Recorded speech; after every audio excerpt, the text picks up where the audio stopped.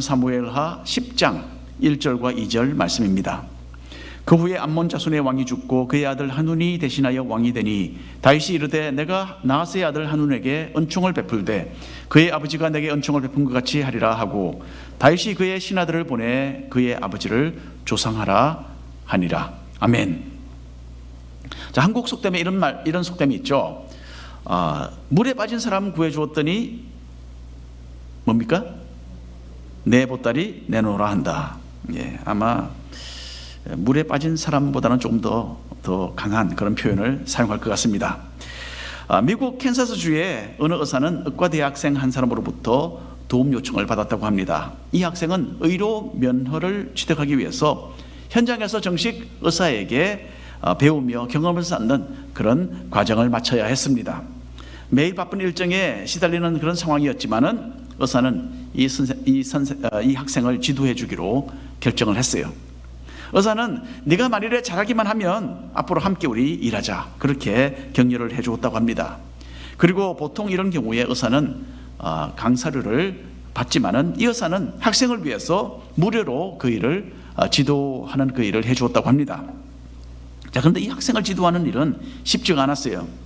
왜냐하면 이 학생은 성실하지 못했기 때문에 오히려 의사가 하는 일에 번번이 어려움을 그렇게 이야기하고는 했던 것입니다.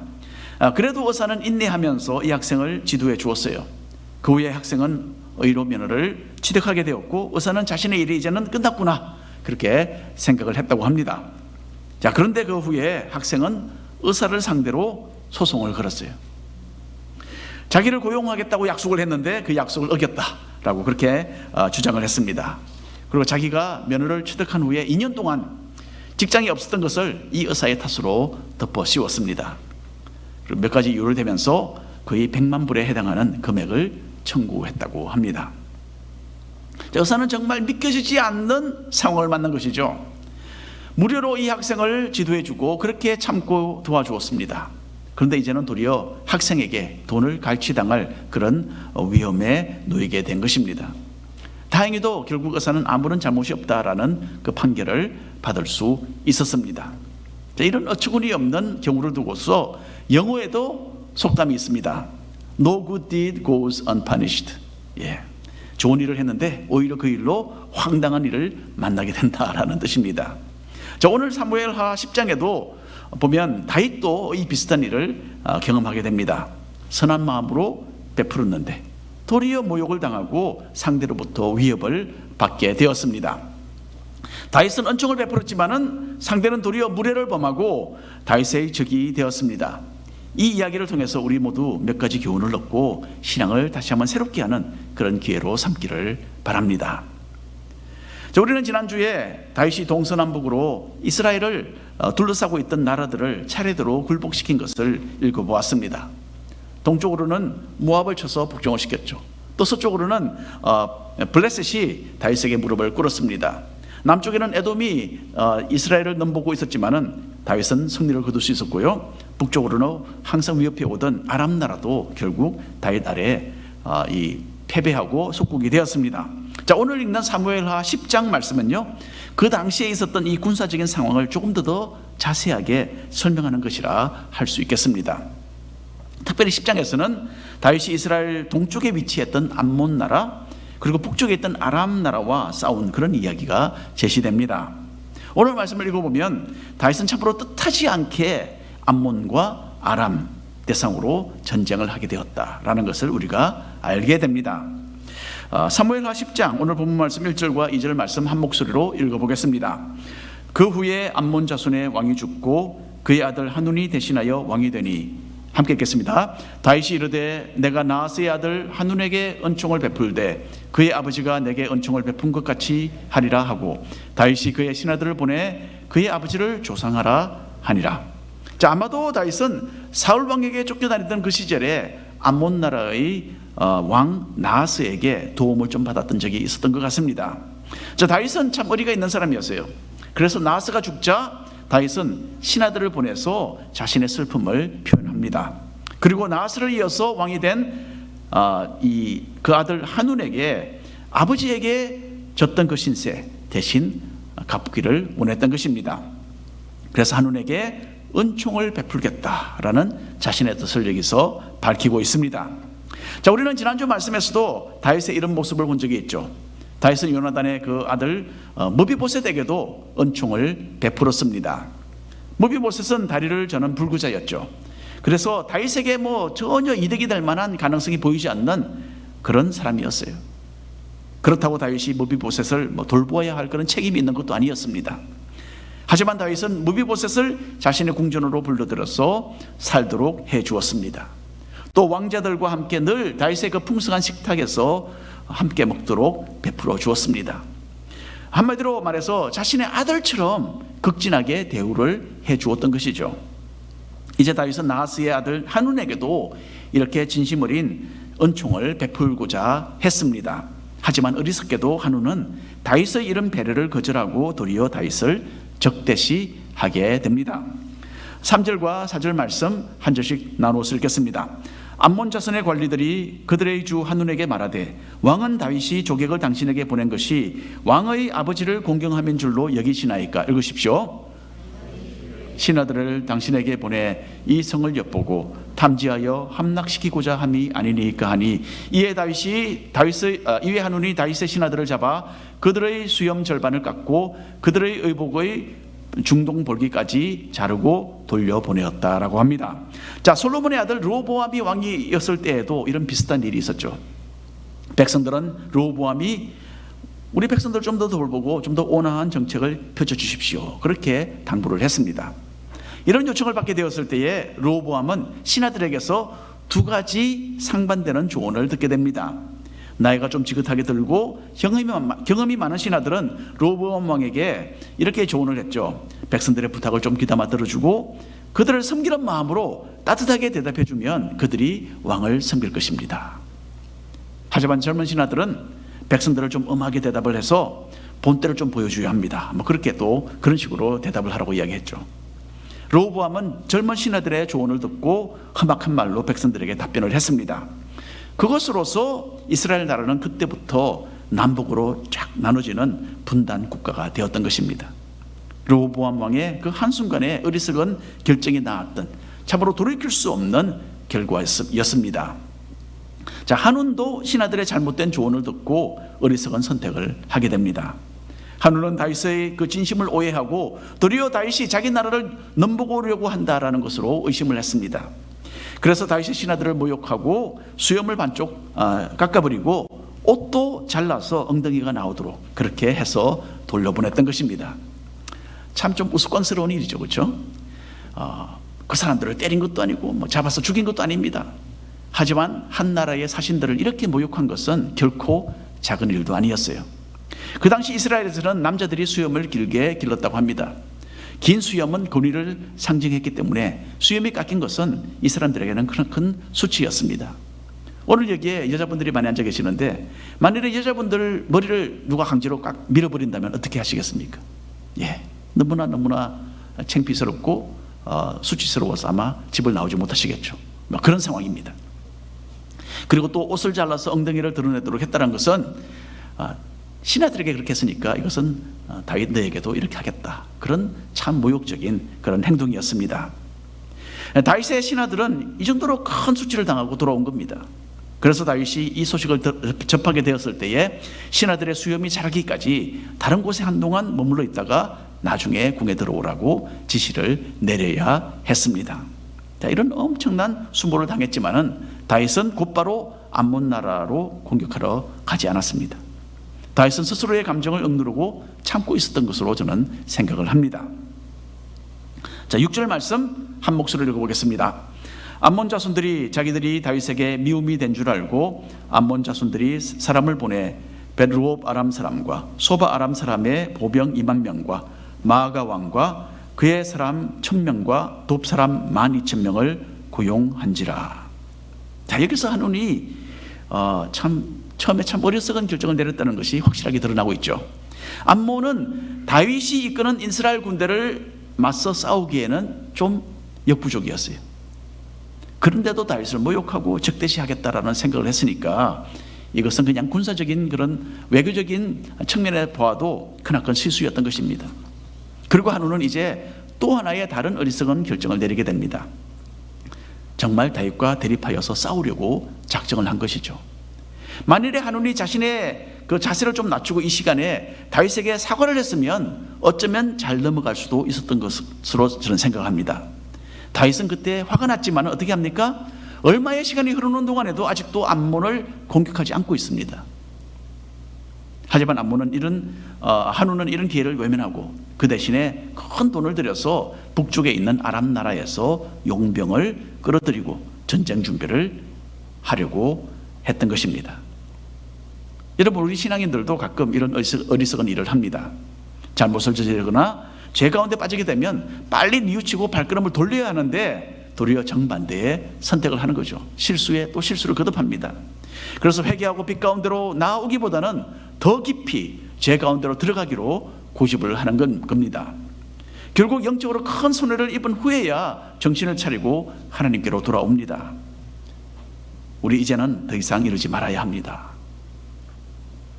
자, 한운은 급하게 막대한 돈을 마련해서 큰 군대를 일으키게 됩니다. 아람 나라의 여러 지방에서 왕들이 돈을 받고 수만의 군사를 이끌고서 이제 한운과 암몬 나라를 도우려고 이제 도착을 하게 됩니다.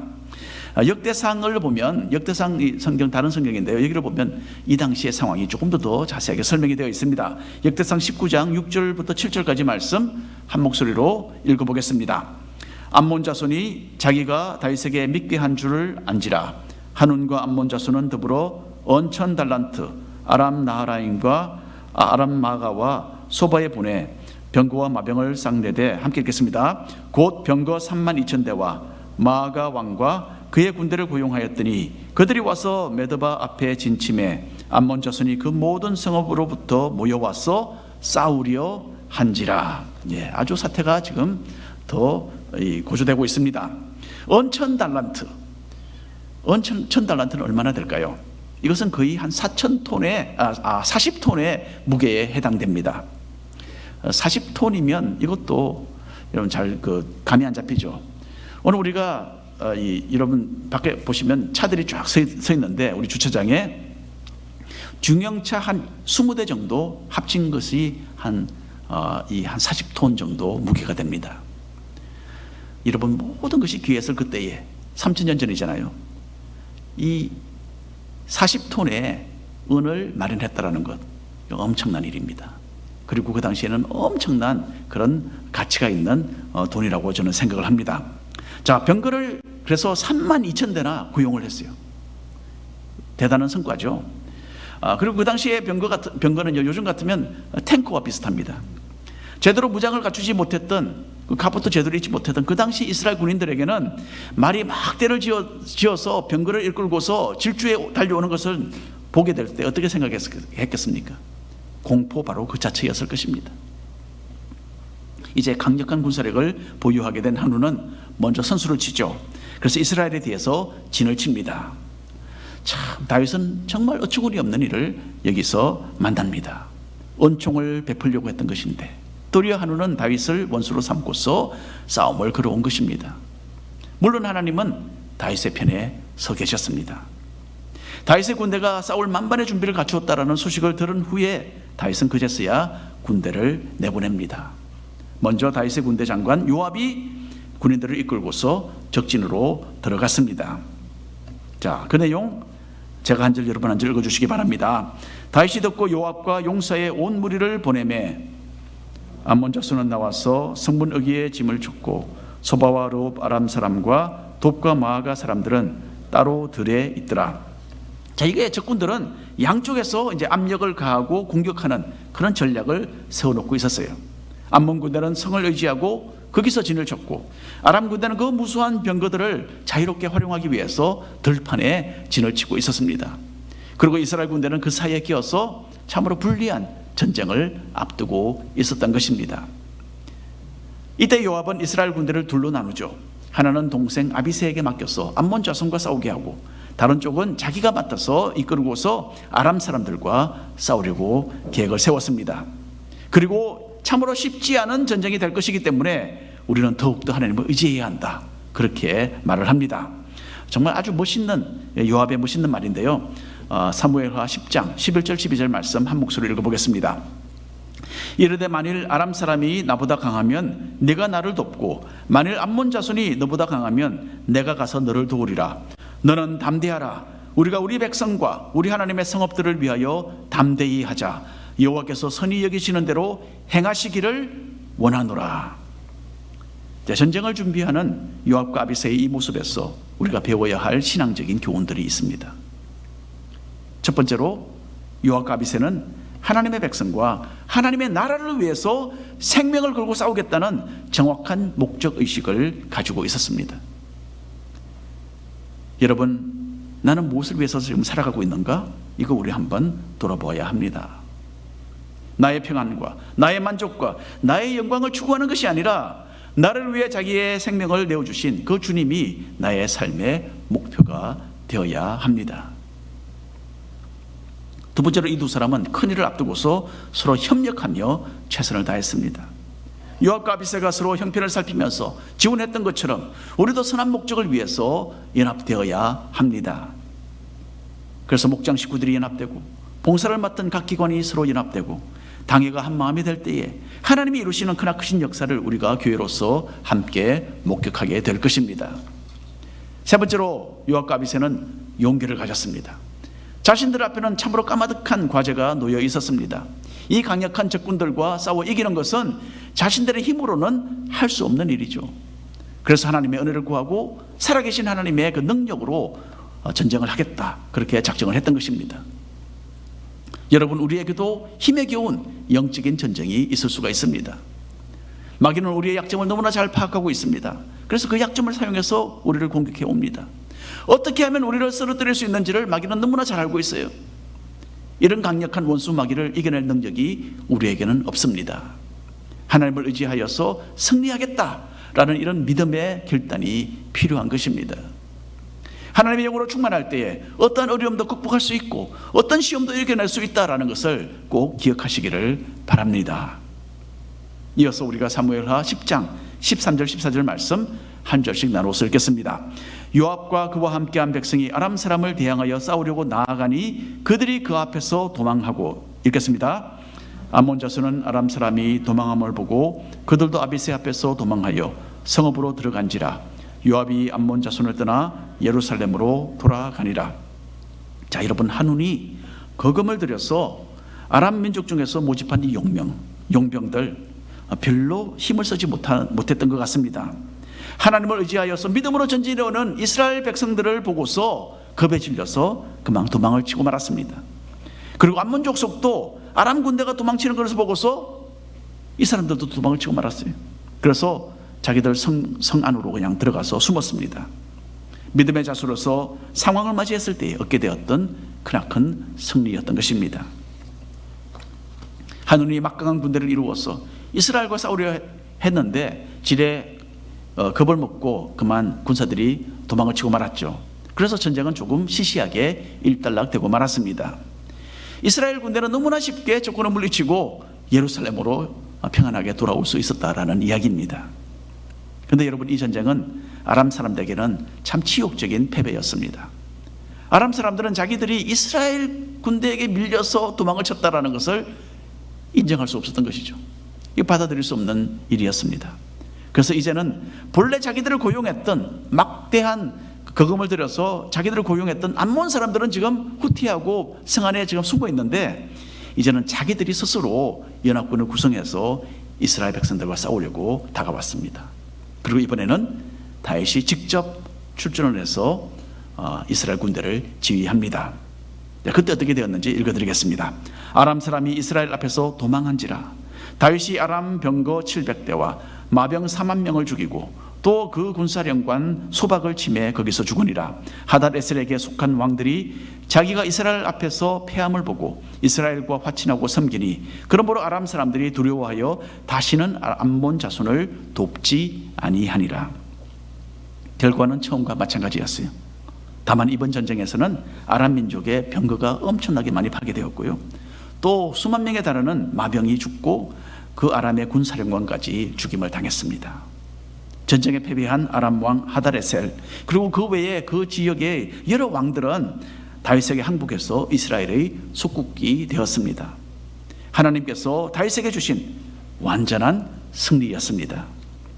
시편 2편을 보면 다윗이 이런 상황을 해상하면서 적은 시가 나옵니다. 시편 2편에 있는 말씀 한 절씩 나누어서 읽겠습니다. 어찌하여 이방 나라들이 분노하며 민족들이 헛된 일을 꾸미는가? 세상의 군왕들이 나서며 관원들이 서로 꾀하여 여호와와 그의 기름 부음 받은 자를 대적하며 우리가 그들의 맹것을 끊고 그의 결박을 벗어버리자 하는도다. 하늘에 계신 이가 웃으심이여 주께서 그들을 비웃으시리로다. 이방 민족들은 여기서 함께 연합해서 다윗과 싸우려 했어요. 하지만 하닷에셀과 그 외 아람 민족의 여러 왕들은 그만 패배하고 말았습니다. 다윗은 하나님께서 특별하게 기름을 부어 세워주신 왕이었죠. 그래서 하나님은 다윗 편에서 싸워주셨습니다. 신약 시대로 넘어와서 초대교회 성도들은 이 시편 2편 말씀이 다윗 왕에게 대한 말이기도 했지만은, 다윗이 쓴 기록이기도 했지만은, 또한 이것은 예수님에 대한 예언이다라는 사실도 함께 깨닫게 되었어요. 그래서 사도행전 4장을 읽어보면 예수님께서도 헤롯 왕과 본디오 빌라도와 이스라엘의 지도자들에 의해서 고난을 받았다라고 그렇게 이 말씀을 인용해서 이야기를 합니다. 하지만 하나님의 능력이 나타나서 예수님의 이름으로 많은 사람이 구원을 얻었고 크나큰 승리를 거두었다라는 것에 대해서 사도들은 하나님을 찬양하는 그런 내용이 사도행전 4장에 나와 있습니다. 자, 오늘 결론의 말씀을 드립니다. 하나님이 세우신 왕을 대적하는 사람은 형통하지 못합니다. 다윗은 머비보셋에게 은총을 베풀었습니다. 또 한운에게도 은총을 베풀려고 했어요. 머비보셋은 다윗의 배려를 받아들이고 그 복을 누렸습니다. 하지만 한운은 교만해서 다윗을 대적하다가 그만 패배하고 말았습니다. 여러분, 여기에 영적인 법칙이 하나 있습니다. 예수님께서는 우리에게 은총을 베풀려고 하십니다. 우리 모두를 초청하십니다. 하나님 나라의 왕이신 예수 그리스도의 은총을 받아들이는 사람은 복을 받습니다. 하지만 어리석게도 그 은총을 거절하는 사람은 하나님께 무례를 범하는 것이 되고 파멸의 길을 자처하게 되는 것입니다. 우리는 모두 한 번쯤, 어쩌면 한두 번씩 하나님을 거역하고 자기 길을 고집하죠. 어쩌면 더 많이. 하나님께서 제시하는 길이 옳은 줄 알면서도 자기가 원하는 길을 따로 선정해서 가는 겁니다. 이런 불신앙에서 우리가 빨리 돌이키고 삶의 방향을 올바로 설정하는 것이 영적인 복을 누리는 길입니다. 주님은 언제나 양팔을 벌리시고 자신의 은혜로우신 그 길로 우리를 초대하고 계십니다. 이런 하나님의 은혜를 거절하면 결코 형통할 수 없습니다. 이제는 죄와 어둠을 버리고 자신의 고집도 다 내려놓고 어리석었던 삶의 그 선택들에게서 우리는 돌이켜야 합니다. 그래서 주님의 용서와 사랑과 그 밝은 빛 가운데 거하시는 복된 성도들이 되시기를 축원합니다. 기도하겠습니다.